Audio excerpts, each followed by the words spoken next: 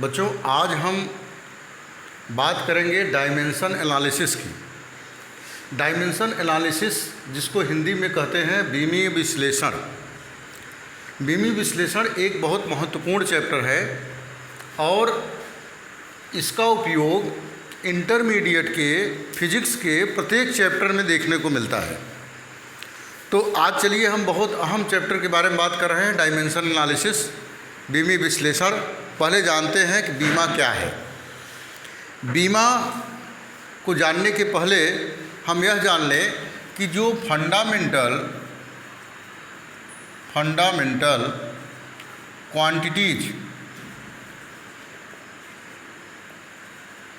Quantities जिसे हम कहते हैं मूल राशियाँ, ये क्या हैं बच्चों? मूल राशियाँ वे राशियाँ हैं जो अन्य राशियों पर निर्भर नहीं होती हैं, वो डिपेंड नहीं होती हैं, और वो होती हैं 7 प्रकार की: दूरी, द्रव्यमान, समय, विद्युत धारा, ज्योति तीव्रता, छठवां होता है ताप, इसके बाद पदार्थ की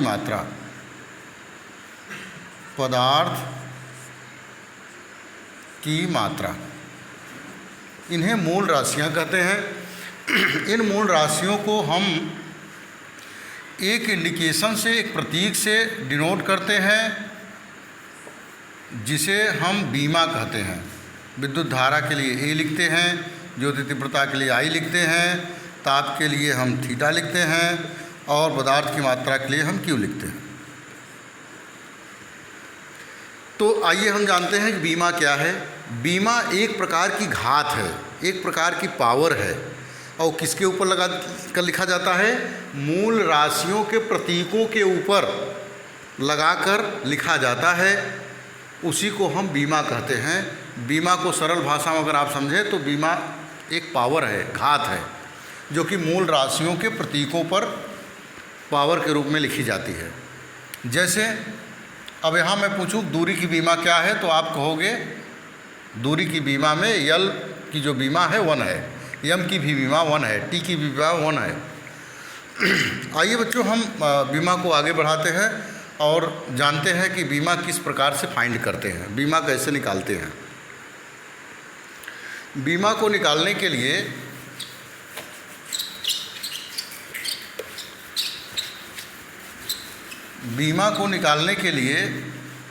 हमको बीमा 2 तरीके से जानते हैं। बीमा निकालने के लिए हमको सूत्र जानना जरूरी है। फिजिक्स का जो सूत्र है, जैसे एरिया का है, डेंसिटी है और वेलोसिटी है, सबका सूत्र हमको जानना ज़रूरी है। जब हम सूत्र जानेंगे तो बीमा निकाल सकते हैं। और सूत्र के साथ साथ अगर हमको सूत्र नहीं मालूम है, हमको यूनिट मालूम है, उनका मात्रक मालूम है, फिर भी हम डायमेंशन निकाल सकते हैं। तो आइए चलते हैं, एरिया की डायमेंशन निकालते हैं कि डायमेंशन ऑफ एरिया। तो हम जानते हैं L/B होता है, इसकी एरिया का फार्मूला होता है। तो आइए बीमा निकालते हैं। L लंबाई है तो बीमा L होगी, और B भी लंबाई है तो बीमा L होगी, और इसको हम लिखेंगे L⁻², क्योंकि बेस इक्वल है तो पावर ऐड हो जाएगी। अब देखिए, यहाँ सोचने योग्य बात है कि आप सोचेंगे सर L को भी L लिखे और B को भी L लिखे, तो आप प्रिय बच्चों नोट कर लीजिए इस बात को कि अगर दूरी आ जाए, विस्थापन आ जाए, त्रिज्या आ जाए, ऊंचाई आ जाए, गहराई आ जाए, लंबाई आ जाए, तो उसकी बीमा हमेशा हम L ही लिखते हैं। मतलब जिस राशि में अगर डिस्टेंस है, दूरी है, तो उसमें हम उसकी डायमेंशन L ही लिखते हैं। तो लंबाई में भी L है, चौड़ाई में भी L है, ऊंचाई में भी L है, तो डायमेंशन L होगी। तो दूसरा पॉइंट हम आपको बताएं कि अगर आप चाहें कि वॉल्यूम जो आयतन की बीमा क्या होगी, तो हम जानते हैं कि लंबाई गुणते चौड़ाई गुणते ऊंचाई होती है। तो आप L की डायमेंशन L, B की डायमेंशन L और H की डायमेंशन L, तो हो जाएगा L⁻³ तो अगर आपसे कोई पूछे कि वॉल्यूम में यल की बीमा क्या होती है तो आप 3 बताओगे।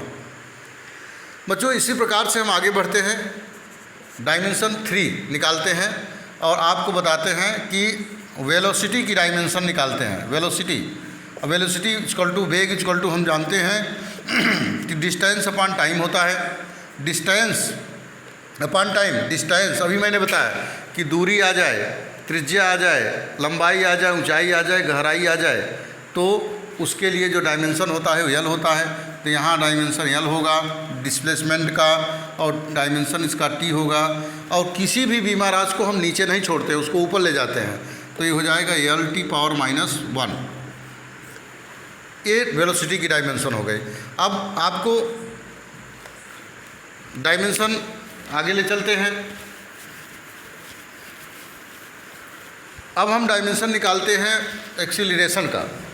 एक्सीलरेशन का डायमेंशन क्या होगा?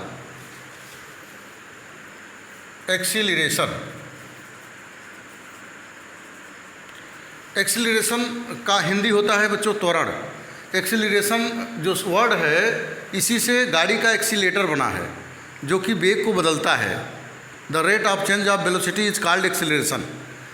तो एक्सीलरेशन इक्वल टू होता है वेलोसिटी अपॉन टाइम। टाइम के अनुसार अकॉर्डिंग जो वेलोसिटी चेंज होती है उसे हम एक्सीलरेशन कहते हैं। तो वेलोसिटी डायमेंशन अभी निकाला, यल टी पावर -1 और ए टी, तो इसको भी ले जाएंगे तो पावर प्लस एंड माइनस हो जाएगा, तो यल टी पावर -2। अब आपको सबसे इम्पॉर्टेंट क्वांटिटी की डायमेंशन बताने जा रहे हैं, जो कि फोर्स है। फोर्स की डायमेंशन अक्सर हमको मिलती है किसी भी चैप्टर में।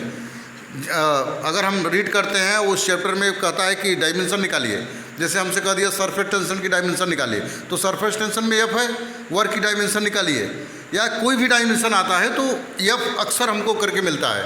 तो फोर्स इक्वल टू होता है, हम जानते हैं कि यम इंटू ए, मास इंटू एक्सीलरेशन। तो मास का होता है यम, और एक्सीलरेशन का भी आपके सामने निकाला यल टी पावर -2, तो ये हो गया यम यल टी पावर -2। ये फोर्स की डायमेंशन आ गई। बच्चों अब मैं जो बताने जा रहा हूँ डायमेंशन, वो एक इम्पॉर्टेंट डायमेंशन बताने जा रहा हूँ। इम्पॉर्टेंट डायमेंशन इसलिए है क्योंकि हमको एनर्जी की डायमेंशन पूछा जाता है, एग्ज़ाम में पूछता है या कंपटीशन में पूछा जाता है कि जैसे पूछ लिया हमसे काइनेटिक एनर्जी की डायमेंशन क्या होगी। काइनेटिक एनर्जी, इसको इम्पॉर्टेंट मैं क्यों बोल रहा हूँ, क्योंकि जितनी टाइप की एनर्जी होती है, चाहे काइनेटिक एनर्जी हो, पोटेंशियल एनर्जी हो, या work is a form of energy, वो भी वर्क भी एक प्रकार की ऊर्जा है। तो वर्क की energy, kinetic energy, potential energy, सबकी जो डायमेंशन होती है वो सेम होती है। तो कभी कभी एग्जाम में आ जाए कि काइनेटिक एनर्जी की डायमेंशन आपको मालूम है और पोटेंशियल एनर्जी की पूछ लिया, स्थितिज ऊर्जा का पूछ लिया, गतिज ऊर्जा का मालूम है, तो आप बिल्कुल हेजिटेशन मत करिए, फंसिए मत, तुरंत जो है वही डायमेंशन लिख दीजिए, क्योंकि हर प्रकार की एनर्जी की जो डायमेंशन होती है वो सेम होती है। तो काइनेटिक एनर्जी इक्वल टू होता है हाफ mv²। तो अब यहाँ भी देखिए एक पॉइंट आ गया बताने योग्य कि डायमेंशन, लिमिट्स ऑफ डायमेंशन, इस चैप्टर की जो अंतिम हेडिंग है बीमा की सीमा। बीमा की सीमा ये है बच्चों कि अगर कोई कांस्टेंट आ जाए, चाहे वो डिजिट ही हो, 1 2 3 4 5, पाई आ जाए के आ जाए, या साइन थीटा आ जाए, टेन थीटा आ जाए, लाग आ जाए, exponential form e power x आ जाए, ए पावर एक्स आ जाए, लॉगरिथम फॉर्म और exponential form, logarithm form, trigonometric form, जैसे साइन थीटा, टेन थीटा, ये सब आ जाए तो उसको हम छोड़ देते हैं, डायमेंशन उसकी नहीं लिखी जाती है। तो यहाँ 1/2 है तो उसको छोड़ देते हैं। यम की dimension Yama we L T power -1 होता है, स्क्वायर है तो स्क्वायर लगा दीजिए, ये हो जाएगा यम यल टी, ई स्क्वायर को अंदर ले जाते हैं, M L square T power -2। ये आ गई काइनेटिक एनर्जी के अंदर डायमेंशन। अब चलते हैं, देखते हैं पोटेंशियल एनर्जी की भी डायमेंशन क्या सेम होती है, उसको पता लगाते हैं। अगर ऐसा हो गया तब ये प्रूफ हो जाएगा कि भाई किसी भी टाइप की एनर्जी आ जाए मेरे सामने, उसकी डायमेंशन सेम होगी। Potential energy U equal to होता है, हम जानते हैं mgh, तो U इक्वल टू हो जाएगा यम की डायमेंशन यम, और G एक प्रकार का एक्सीलरेशन है, जो कि हम जानते हैं ड्यू टू अर्थ, तो ये हो जाएगा L⁻²। एक्सीलरेशन कोई भी हो, एक्सीलरेशन कोई भी हो, चाहे स्मॉल ए हो स्मॉल जी हो, उसकी वैल्यू सेम होती है। और एच हाइट है, उसकी डायमेंशन हमने आपको बताया एल होता ही है, तो सबको एक ब्रैकेट में लिखते हैं। एल 2 बार है, L² T⁻²। तो आप देखिए, मैच करिए, mL² T⁻², mL² T⁻²। तो आपने अब देख लिया कि किसी प्रकार की जो डायमेंशन है, एनर्जी है, उसकी डायमेंशन सेम होगी। तो बच्चों इसके लिए बिल्कुल आप कंफ्यूज मत होइए। अब आप सामने कोई भी प्रकार की एनर्जी आ जाए, वर्क आ जाए, तो उसकी डायमेंशन वही लिख दीजिएगा। पोटेंशियल एनर्जी की मालूम है तो समझ लीजिए आपको काइनेटिक की भी मालूम है, और काइनेटिक की मालूम है तो समझ लीजिए वर्क की भी डायमेंशन आपको मालूम है। चलिए हम आपको सिखाते हैं कि यूजेज ऑफ डायमेंशन, डायमेंशन का यूज कहाँ करते हैं हम। बड़े से बड़े डायमेंशन को निकालिए। अगर कोई प्रॉब्लम होती है डायमेंशन को निकालने के लिए तो मेरे चैनल पर कमेंट करिए, मैं बिल्कुल फिर से समझाऊंगा आपको। बच्चों आइए हम समझाते हैं आपको कि डायमेंशन जो होता है उसका यूज क्या होता है। डायमेंशन का usage of dimension, usage of dimension में फर्स्ट नंबर आपको बता रहे हैं कि एक यूनिट की कोई क्वांटिटी दी गई है, उसको दूसरे यूनिट में कैसे चेंज किया जाता है।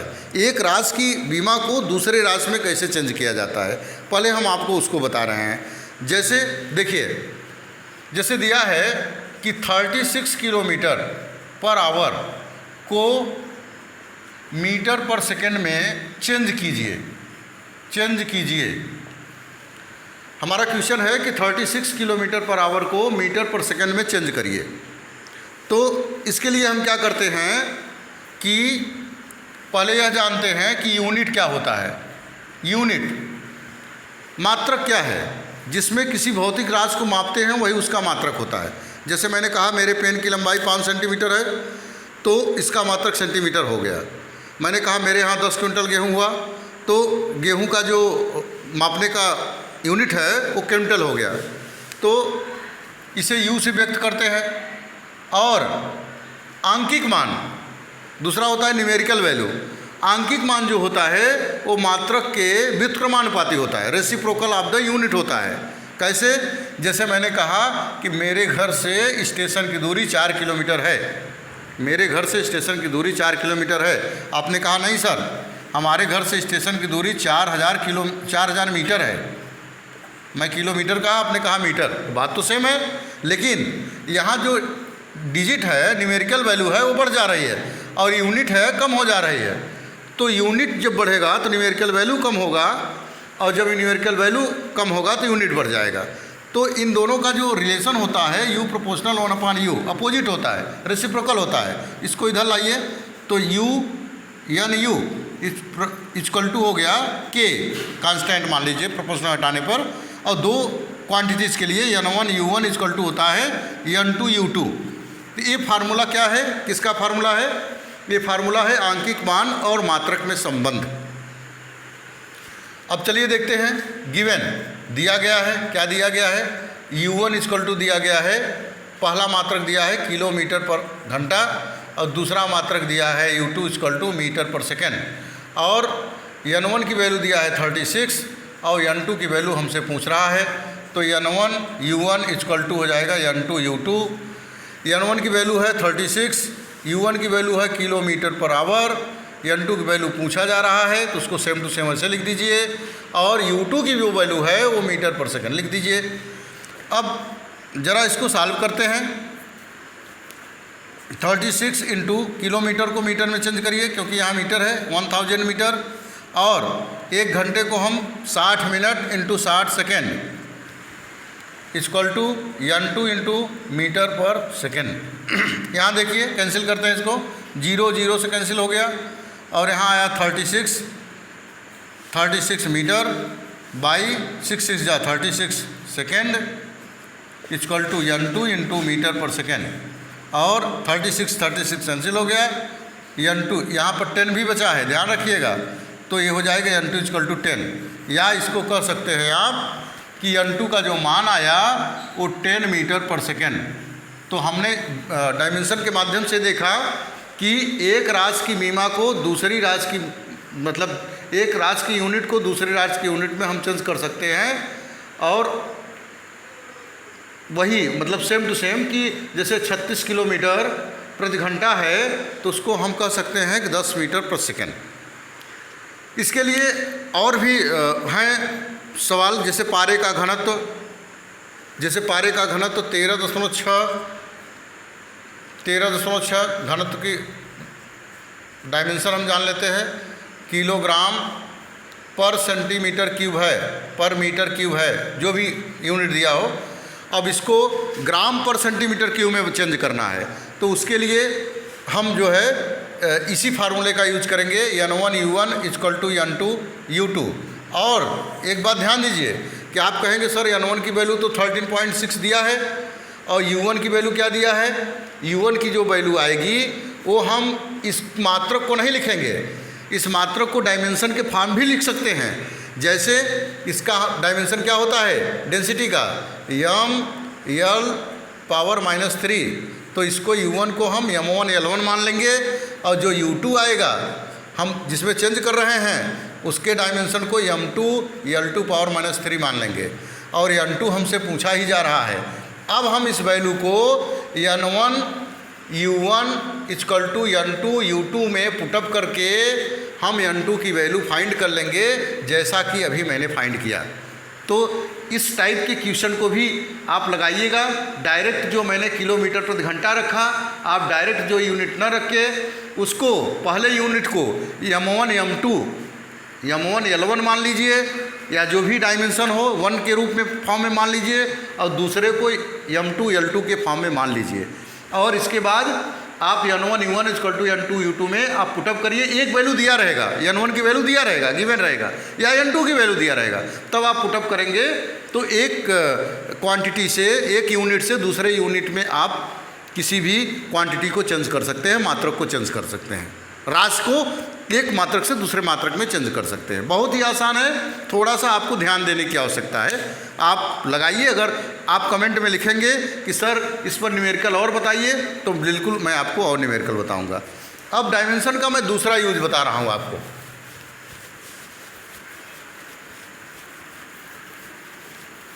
डायमेंशन का दूसरा यूज ये है, डायमेंशन का दूसरा यूज ये है कि डायमेंशन का दूसरा यूज हम आपको बता रहे हैं कि किसी दिए गए समीकरण की सत्यता की जांच करना।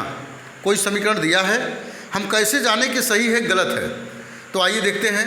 जैसे दिया है हमको t = 2π√L/g, यह एक पेंडुलम का फार्मूला है, या कोई लड़की झूला झूल रही है, अगर झूले की लंबाई L है और उस पर ग्रेविटी G काम कर रहा है, और उसका टाइम पीरियड, एक चक्कर पूरा करने का जो टाइम है वो कैपिटल T है, तो इसका जो फार्मूला है t = 2π√L/g।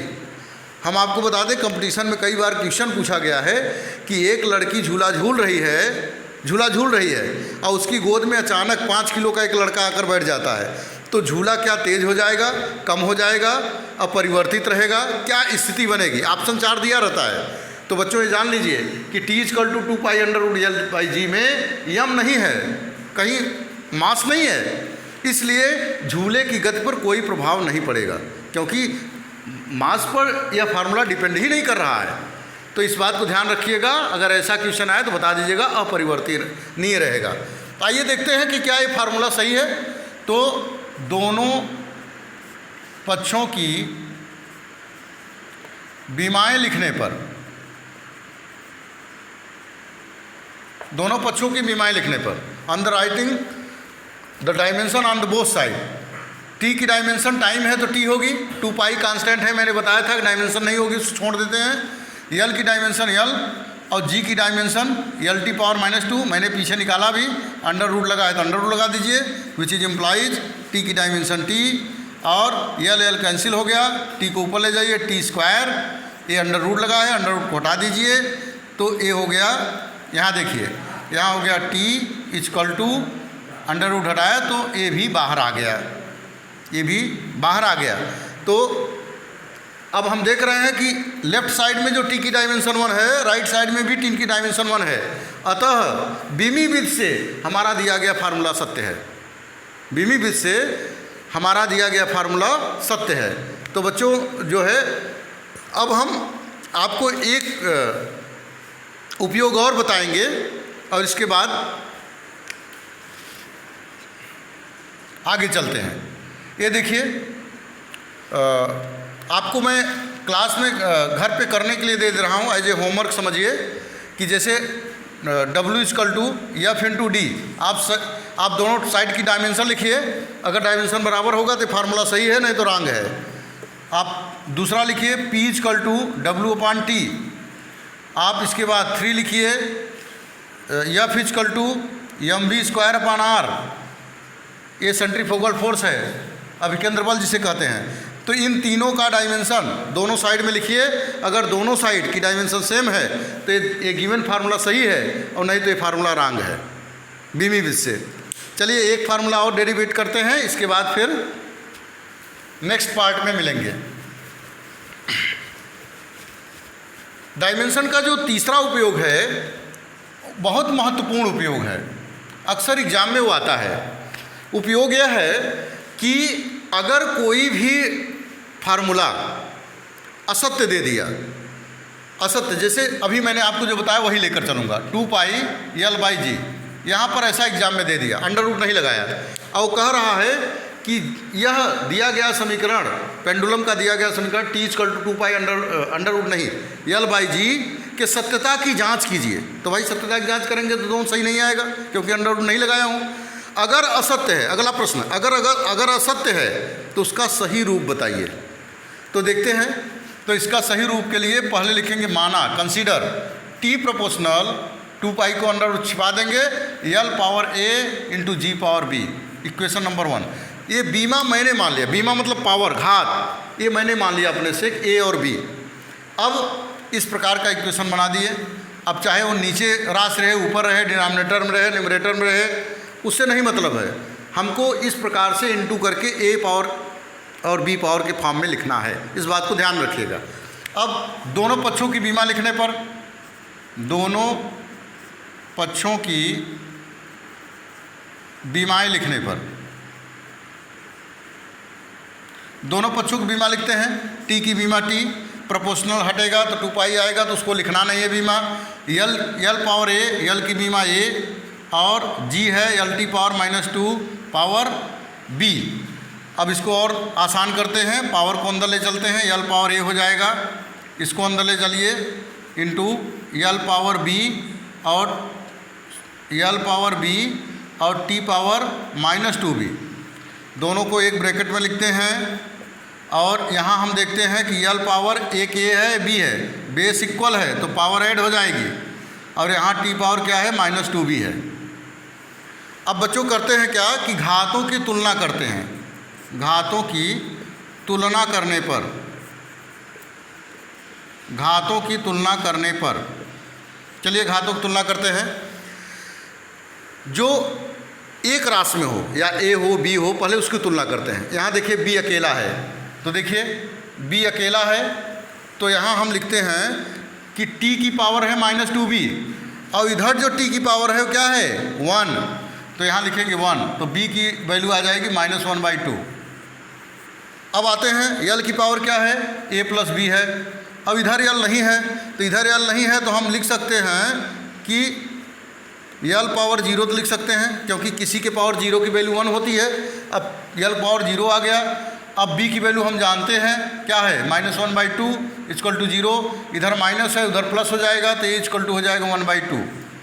A की भी वैल्यू आ गई और B की वैल्यू आ गई। अब हम क्या करते हैं कि समीकरण 1 से, समीकरण 1 इक्वेशन 1 में इन दोनों वैल्यूज को पुटअप करते हैं। T प्रोपोर्शनल हो जाएगा L⁻A, A की वैल्यू क्या है बच्चों, 1/2, और G की वैल्यू क्या है, -1/2।